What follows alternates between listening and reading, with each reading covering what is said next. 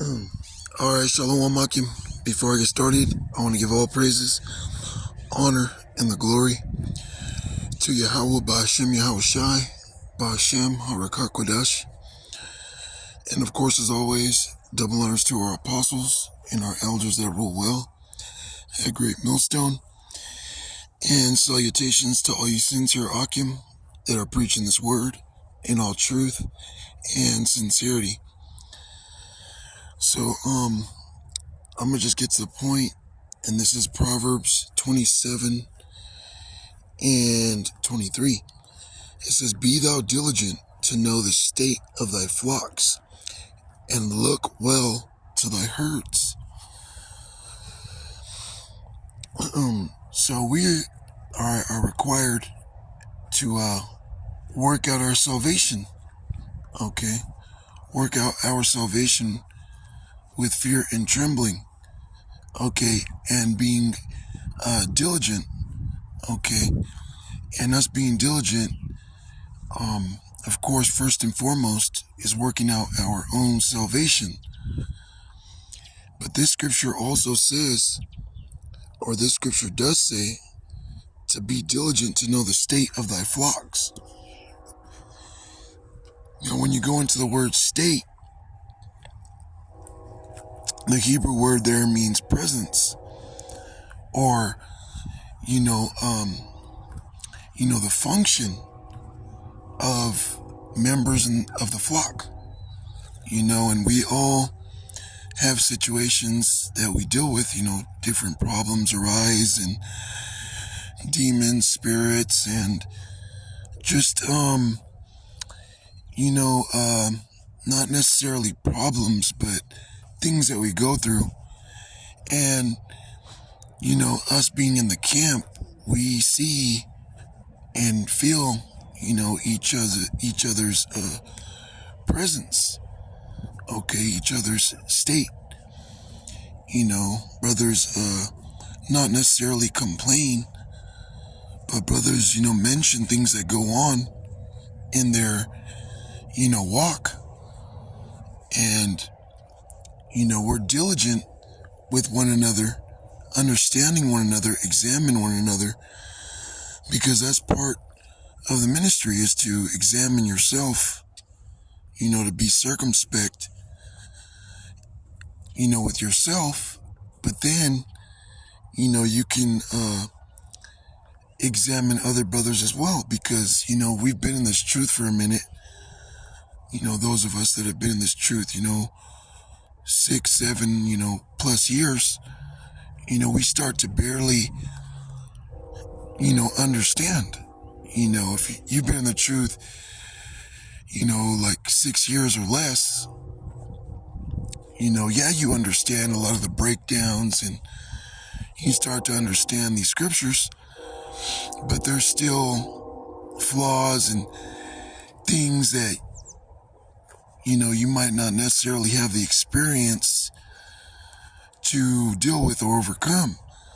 And you got brothers that have been this thing, 9, 7 plus years, 9 years, and we're barely starting to, really understand the truth and what's required of us, and, how to be charitable and brotherly to one another. But you know what? It starts with examining yourself through experience, through, the wisdom that the Lord has given us. And then, you can, you start to examine other brothers and point out, flaws and mistakes they make and things they should be doing, because you have the experience, okay? You have the experience to see, and experience, trial and error builds character, so it builds character. A younger brother might not see what you see. He might not understand how to overcome certain things, but that's where older brothers that are more built up, more stable, have been through, different battles with higher level demons and things of that nature. Well, we study to know the state of the flock. So we give advice to one another. How to battle these spirits, how to, make your walk easier in the truth.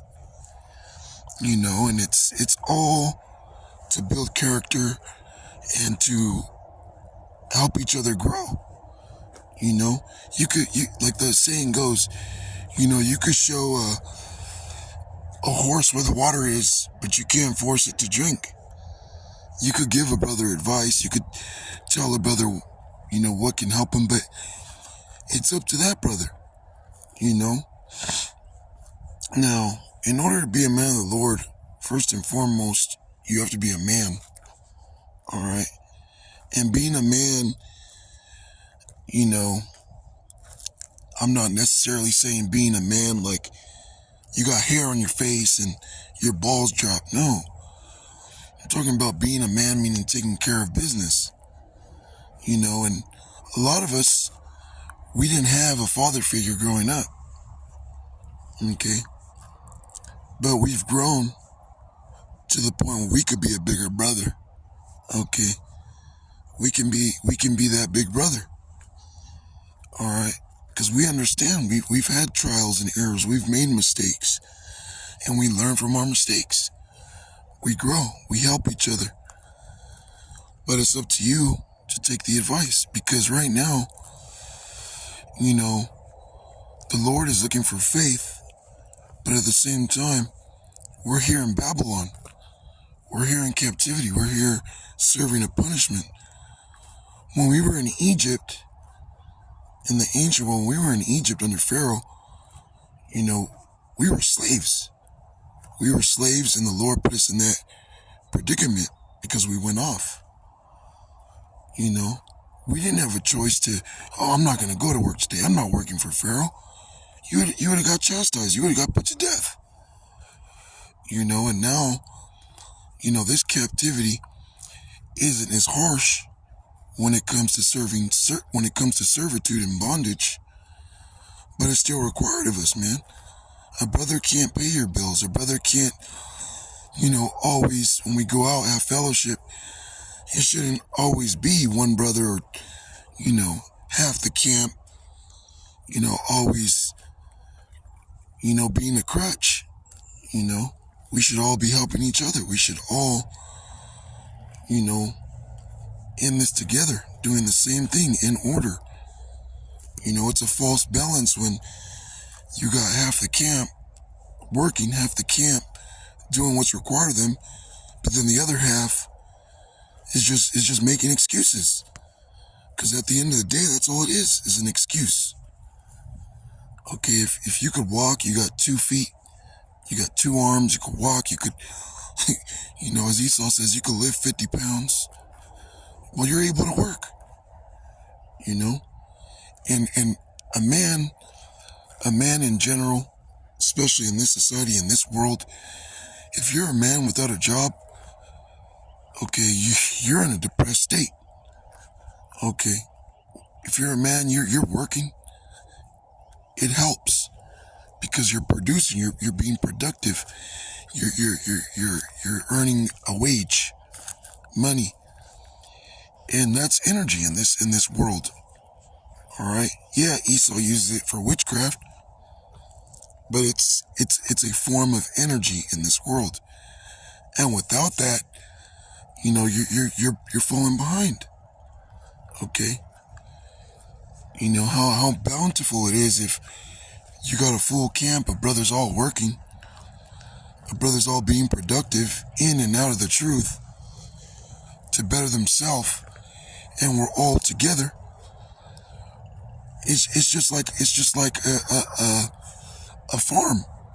You got a farm where all the fruits and vegetables are all together in that same plot growing. That's a big crop. You got some that are just stagnant. It produces disease. You got to go and you got to remove those plants and vegetables from that farm, or it'll spread. A little leaven at the whole lump. But yeah, it's a beautiful thing to be able to examine yourself, and then you could examine others. But real quick, Proverbs 27:23, be thou diligent to know the state of thy flocks, and look well to thy herds. So when you examine these things and you could, give advice, pinpoint problems or, flaws and things that need to be addressed, what comes after that is looking well to thy herd, giving that advice, telling a brother, hey, maybe you should do this, you should probably do that. Now it's up to that individual to take that advice and address it, because, being in this truth, man, you have to be able to support yourself. You can't just rely on the Spirit. And the apostles and elders of Great Millstone had made it in order that brothers need jobs, in the truth. When we were in the Bay Camp, brothers were always, pushing that spirit of being able to support yourself, because nobody can really help you at the end of the day. It's between you and Yahweh Bashem Yahushai. And if you're able to follow order, because Yahweh Bashem Yahushai handles the spiritual, but it's your job to take care of yourself, in the physical, meaning you need to take care of your body, your health. You need to be able to support yourself, So yeah, this is all us, looking well, to thy herds, supporting one another. And these scriptures, these epistles, this is all in love. It's all in love. You might take it the wrong way. You might, think something of it. But hey, that's how you perceive it. This is all love. Because being a man, first and foremost, is a beautiful thing.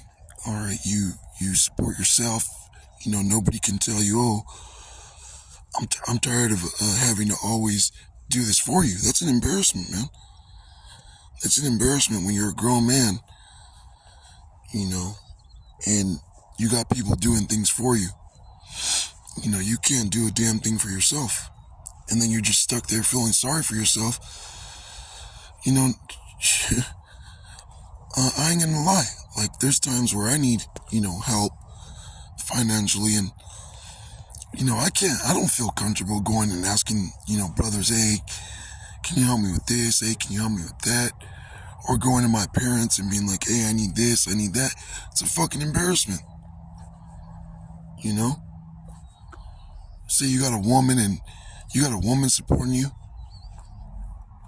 and then you wonder why she gives you hell and shit, man. You wonder why she wants to leave you and find somebody else that could support her. It's because you ain't being a man. So at the end of the day, man, we do this because we love the brotherhood. It says, be thou diligent to know the state of thy flocks, to understand a brother's presence, to understand a brother's spirit, what he's going through, to address things that you could see that he may not see. It says, and look well to thy herds. This is all for the betterment of the body. Okay, if you're not part of the body, you're going to get offended. You're just going to think you could do whatever the hell you want to do. And then when judgment befalls you, demons come after you because you don't take heed. Situation just gets worse, man. But we love each other. That's why you got to take heed to what the brothers are saying to you in the spirit. A brother isn't gonna go upside your head and cuss you out. You know, that's not the spirit anymore. Before it was. You know, we got on each other. Like the apostles say, sometimes you gotta get on a brother's ass. But you know, we've come too far to the point where it's like you're either gonna do what's required of you, you're gonna either get in order, or you're just gonna fall to the wayside, man. You're just gonna fall behind. You know, the spirit's moving forward. Okay. The economy is about to collapse. Everything's about to go to shit. Joblessness is gonna increase. You know, and if you don't have a defense, you're not occupying yourself, you're gonna be further behind when shit hits the fan. And it's gonna get so bad that parents are gonna, you say you live with your parents, it's gonna get so bad that they're gonna be in a strait where they won't even be able to support themselves. So when they look at you, they're gonna be like, you know what?